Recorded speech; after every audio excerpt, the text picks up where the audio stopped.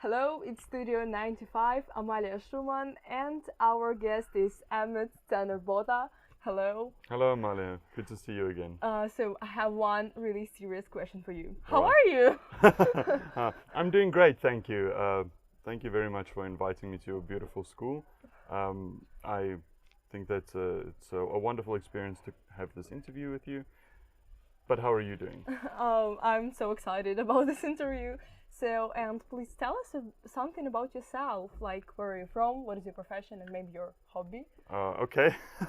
So, where to start? So my name is, like you said, Emmett Tanner Botha. I'm from South Africa. I was born in the city called Johannesburg. I've lived in South Africa for about 27 years. I'm 29 now. I used to stay in Kemerovo in Siberia, and then I decided to move to Chelyabinsk. And as for hobbies, well, I would say when I have free time, which is hardly ever, I like to play computer games or maybe just watch some YouTube videos and just spend my time relaxing.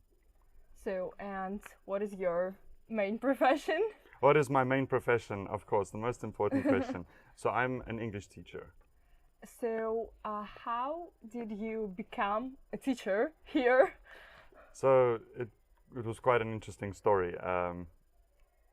Let's go back a couple of years. When I finished university, I graduated with a Bachelor of Technology in multimedia. So then I worked for a couple of media companies, and I decided that I would like to spread my wings and experience the world. So my father suggested teaching English in another country, and it was a debate. What country? Maybe China? Nah. Vietnam? Nah. Russia? Interesting. Interesting. So I decided to do a little bit more information about teaching English in Russia. So eventually it seemed like a very good idea. I had quite a big interest in Russia since I was a schoolboy. And that's thanks to my history teacher. My history teacher was an amazing man. He could tell Soviet history like a fairy tale, like a storybook. And every time we went to history, it was always, tell me more, like what happened? We were so interested. And anyway, my fiance and I got the job in Kemerovo in Siberia, teaching English. And then we left everything we knew about South Africa and we moved to Russia. And the experience was absolutely amazing.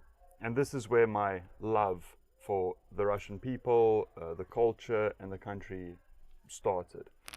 And then 2020 came, and well, you remember 2020, Yes. COVID, Of course, yes. Coronavirus, so that wasn't so great. So I had to find a new job because the school that I was working for wasn't making a lot of money because they had to close because of the pandemic. So we looked for a new job, and we found a post by the English Club. Yes. And Yes. they humbly accepted us, and 3 years later we finally made our way to Chelyabinsk, and now we're here. You're in Chelyabinsk. Yeah, now we're here. So yes, let's talk about English, about All right. language. So in Russia, our students, people learn lots of difficult grammar, vocabulary, and I have a question. What's the real life? So I heard that native speakers don't use all tenses, all vocabulary. Oh, well, I suppose that is actually quite true. Just as I would say in most languages, not every single grammatical rule is followed. And it's the same in English. Native speakers coming from Britain, America, Australia, New Zealand, South Africa, Canada, Lots of countries. English-speaking countries, they don't all follow the rules. No. So, for example, we have 12 tenses. They might not use every single tense in the correct format. Yes, and sometimes it's kind of obvious when they don't use the correct tenses, but you still understand what they're talking about. So this is why when it comes to teaching English, I'm more interested in your vocabulary, your sentence structure, your fluency, pronunciation. I want to know, can I understand what you're saying? And can you understand what I'm saying? That's, to me, that's the most important part of teaching English, yes. Grammar is important, yes. Of course, but I think it's more important to communicate. Yes, Yeah. to understand what are you talking about. Exactly. Yes, and so what is the difference between, for example, British English, Australian English, and Canadian English? So, actually a great question. In American English, they like to replace a lot of S's with Z. For example, colonialize, all right? So we sound like Z. It sounds the same, but the spelling is different. So maybe we can say, I don't know, I can't think of any other words. Let's look at the word color. So we would spell it C-O-L-O-U-R. In American English, it's C-O-L-O-R. And this drives me absolutely crazy because when I read C-O-L-O-R, it's, in my mind, it's collar, not color. So it drives me a little bit crazy. And then also, the most obvious is the accent. So in UK English, it's quite interesting to know that there are multiple variations of accents. So there's that very posh English accent Yes, that everybody Like- loves to talk with. This Yes. very highly educated, sophisticated accent, opposed to the very, I would say, almost dirty British accent, a bottle of water. So this kind of accent. Then Canadian English is, they just have a lot of stress on vowels, ers and us and es. So I know that British English speakers, they're like speak very good, like as you say, like posh speakers, Wow. and American like la la la la la. So Yes, American English is very colloquial. So they use lots of slang. They normally speak incredibly quickly. And opposed to British English, I guess it depends on the region that you're in. For example, if you're in London, you will hear more of this posh British accent. They sound like they come from a very good background, very good education. And then if you go to, I don't know, maybe more south of England, the accent gets a bit more colloquial. They use more slang. They use more, or maybe no, let's just say they have a more peculiar accent. This accent where they do not pronounce T's, like bottle of water. So, next question is also about schools. So we learn some idioms, a lot of idioms. I don't know, for example, feel like a dog with two tails. That means be happy, be very excited about something. So how often native speakers use them in the real life? Well, as for me, I use idioms probably more than anything in English, Yes. because I really love idioms. Like, it's not my cup of tea, or I take my hat off to you, or it's water off a duck's back.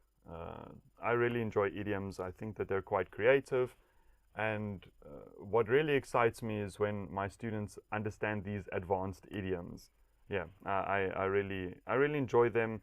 And as for native speakers, I would imagine that they use idioms quite a lot. just because I use idioms a lot doesn't necessarily mean that all native speakers use them. But if I put it into context, I would imagine that they do. Yeah.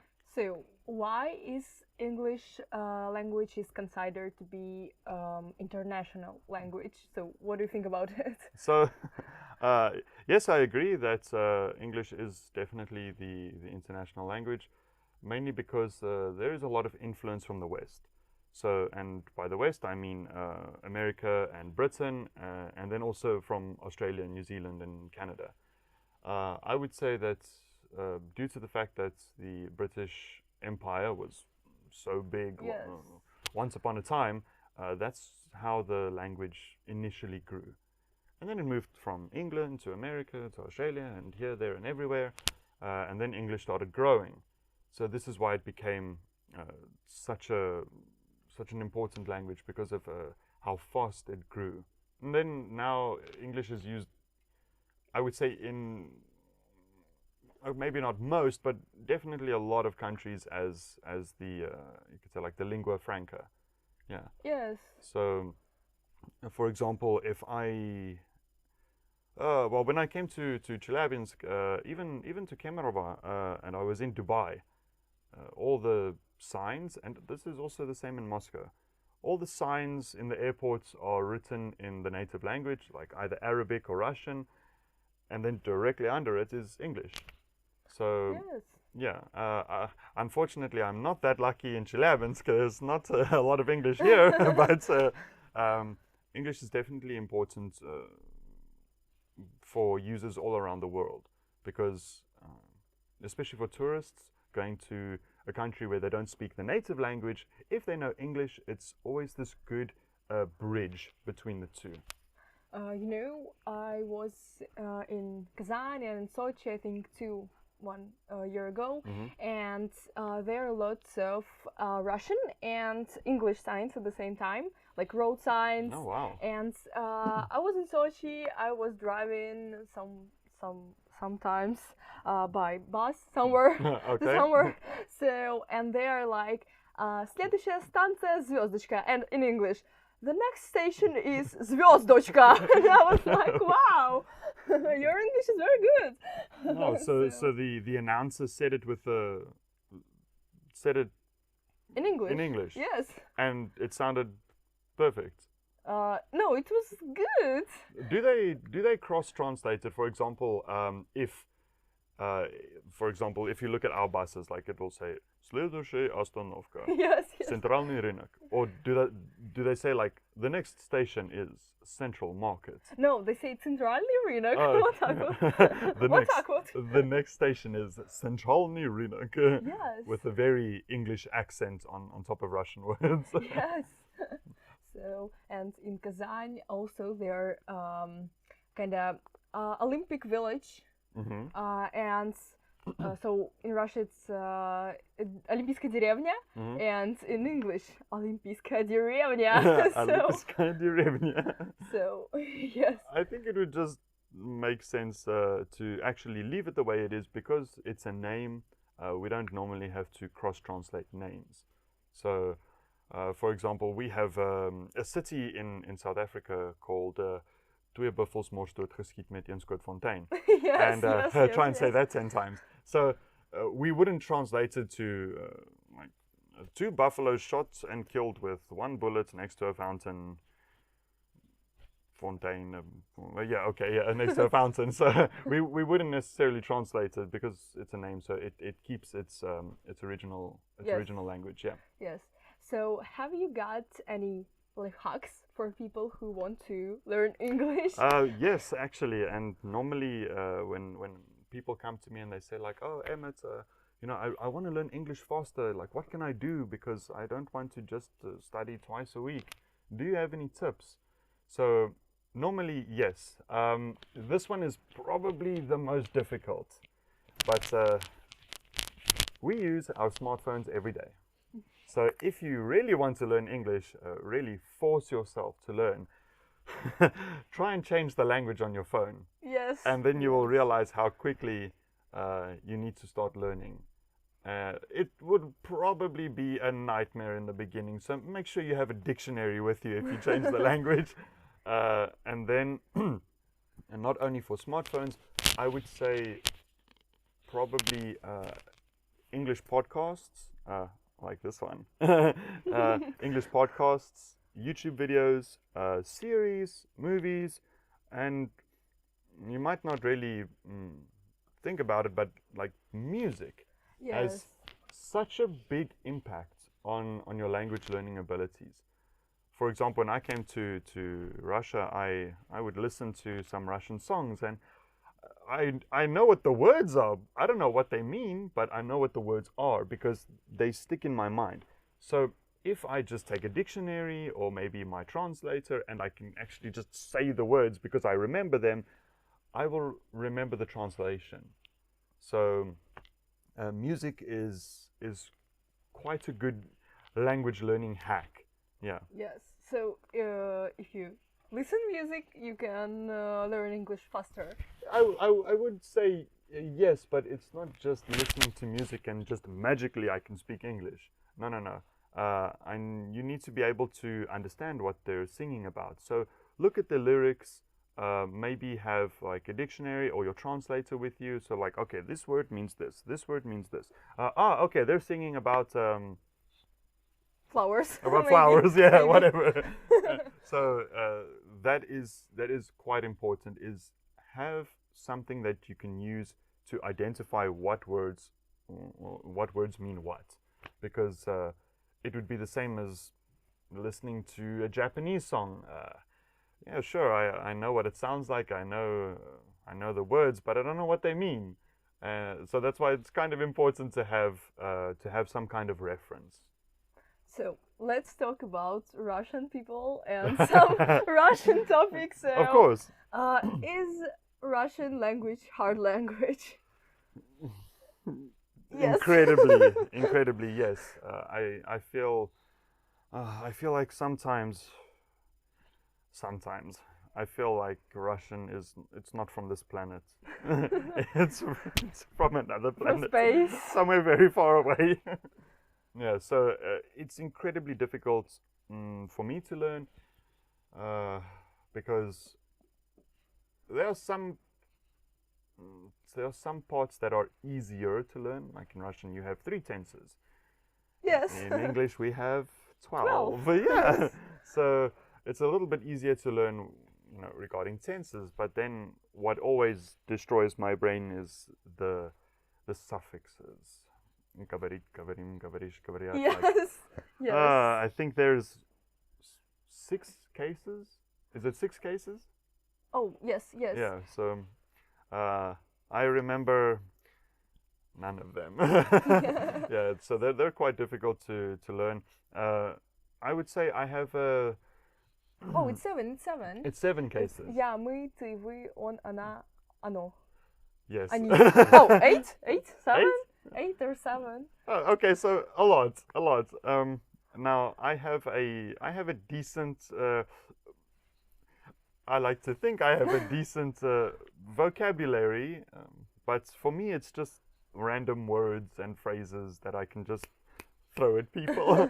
So I can't really use them in full sentences. I just know the phrases.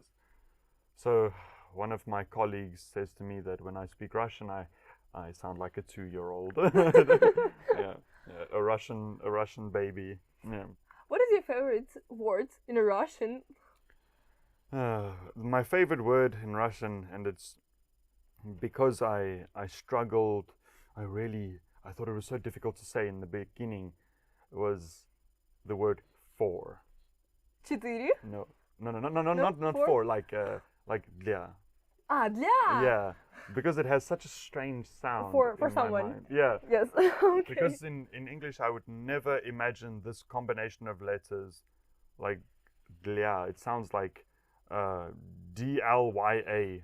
Для. Yeah. In my mind, I would never ever imagine any word in this world to sound like this.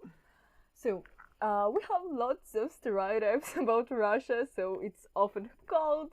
There are lots of bears walking around the Oh streets. yeah, of course, all Yes. the bears. So what did you think about Russia before arriving here, and what do you think about it now?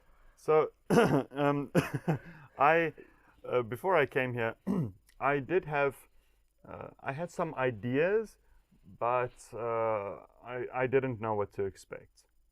So I was quite curious. I went onto YouTube. I watched videos about, this American guy, he came to Russia. Okay, this is his experience. This British guy, he came to Russia. This is his experience. What is Russia like? So I wanted to do some homework before I came here. I didn't want to be surprised at bears walking in the streets. Balalaika. Yeah, the bears and balalaikas. So I did a bit of research, and I realized, okay, this concept of Western stereotypes, it's not true. There's no bears walking in the street, or maybe. So I haven't seen any bears. So Me too. but yeah, there's no bears in the street, and this I don't know where people get this mentality that Russians are they're so unfriendly and they don't smile, and it's just simply not true. But I do have a funny story to share about Russians and smiling. So in the West, it's polite to smile. So I didn't know that before coming here, and it was probably my first or second time on a bus, and in buses there are seats that they don't necessarily sit like one in front of the other. There are some Yes, that face each yes. other, and there was another person sitting across from me, and I thought, okay, well, I would just be polite and smile. No, that was not a good idea because she looked at me like I was completely crazy. And then What are you doing? yeah, what are you doing? Why are you smiling at me? And then I asked I think it was a colleague, I can't remember at the time, like what happened? I was being polite and I got this dirty look like I did something wrong. And my colleague says, "Oh, no. In Russia, we don't smile at, Yes. at people. Like, Yes. that's a bit strange. We don't do that here." Yeah. So, do you like Russian cuisine? Like пельмени, борщ, гречка? So, interesting question, because last night my fiance made a pelmeni. Oh, Yeah. пельмени! So, Пельмени. quite I ate vareniki yesterday. Oh, wow. With potatoes. oh, lovely. Did you enjoy them? Yes, of course. Nice. I enjoyed our pelmeni as well. I do really like Russian cuisine. I think I have some favorites. Like pelmeni. I like pyrozhki. I like Пирожки. chiburik. With what? Пирожки. Pyrozhki, I like it with like meat and rice or potatoes. Oh, yeah. Chiburik. What else? I've really started loving salyanka. Oh, солянка. Солянka is so delicious. Probably my favorite so soup. delicious, yes. With sausages and olives. Sausages, olives, potatoes, greens. If I'm correct, salyanka, it's a 3-meat soup. Yes, Yeah. with sausages, meat, and I don't know, kind of колбаса. Oh, yeah, Колбаса. sausages. Sausages, Yeah. big sausage. Different kinds, Yes. yeah. So like a salami. Yes, Oh. kind of. So I really do like Russian cuisine, but I think just the cuisine of the Slavic people, I find it quite interesting because I like to try different restaurants and different cafes where they serve local foods. For example, I know it's not Russian, it's Georgian, but for the first time I tried khachapuri. Yes. And my mind was just, it was blown. It was really, really good. I really enjoyed it. Yes. Yeah. It's almost like the first time I tried sushi. I was also so shocked. Surprise. Yeah. Okay, obviously a long time ago, but the same concept. Yeah. So, do you have any favorite place in Chelyabinsk or in Russia?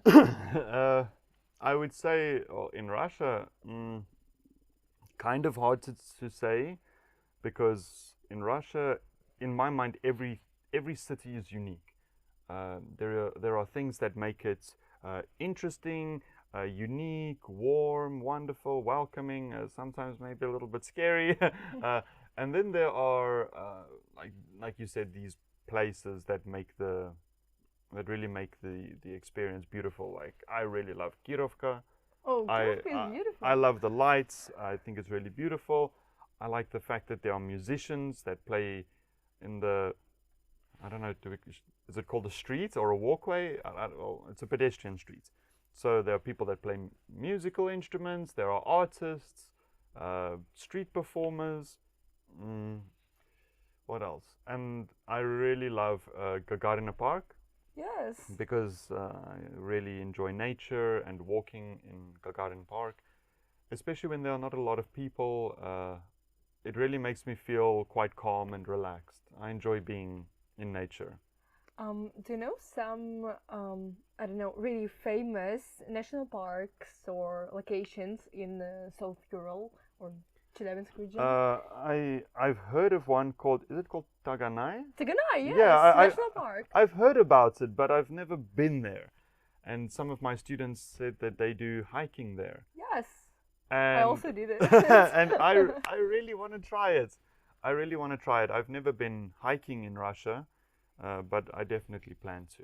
I also can recommend you Ziratkul because it's, I guess it's also the most beautiful place in Chelyabinsk region, and also we have some beautiful ski resorts, the Sunny Valley, and I've heard about Sunny Valley. Yes. Actually, yeah. So there's really beautiful views, and we have Arkaim. Do you know what is it? Arkaim? Arkaim, yes.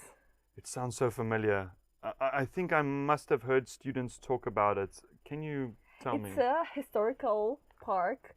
So it's there were I think thousands, millions years ago there were people, ancient people, and I think I don't know when, but our people from Chelyabinsk region find it, and it's a big park.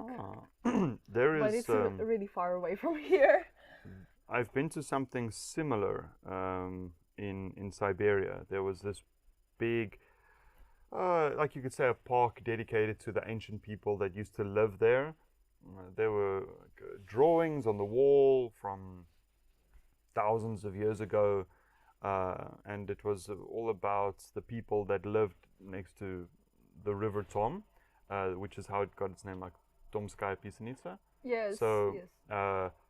I thought that experience was really interesting because they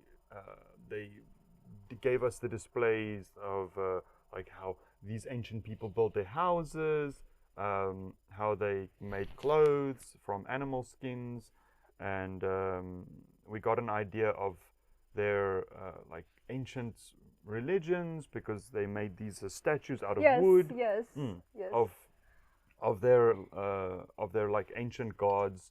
So yeah, it was quite an interesting concept. Yeah, I really enjoyed the cultural experience, and also I went there during Maslenitsa. Yes, Maslenitsa, believe me. So it was actually a really good time to visit this national historic monument.